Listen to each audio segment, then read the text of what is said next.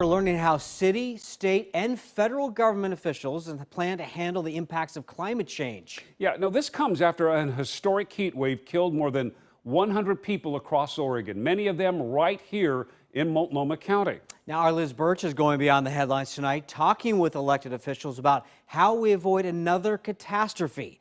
Liz joins us live now from 82nd Avenue in Southeast Portland. Dan, where I am right here in Southeast Portland is where many of our heat deaths in Multnomah County happen. And I can tell you, even on a much cooler day, it's still pretty hot standing out here on this concrete.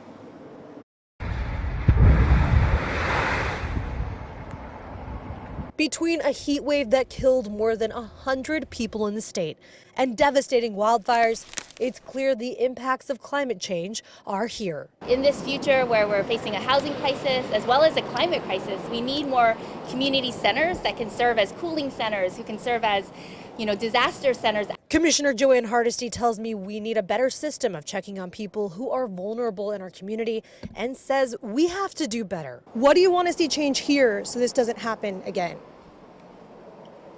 Well, as you're very aware, this is an area of the city of Portland that lacks tree canopy. It lacks green spaces that people can go and just cool off.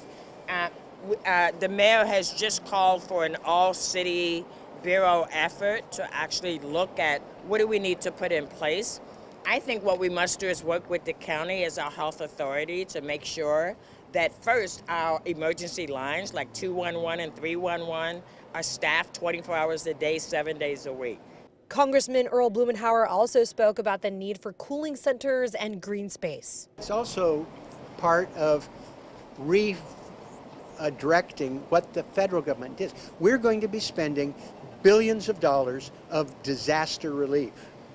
Well, we were just talking, how do we spend those dollars so that we have more sustainability? Another concern with climate change is our worsening wildfires as the Pacific Northwest suffers through a drought. Are we looking at banning fireworks permanently? Yes. I hope the state will ban it as well.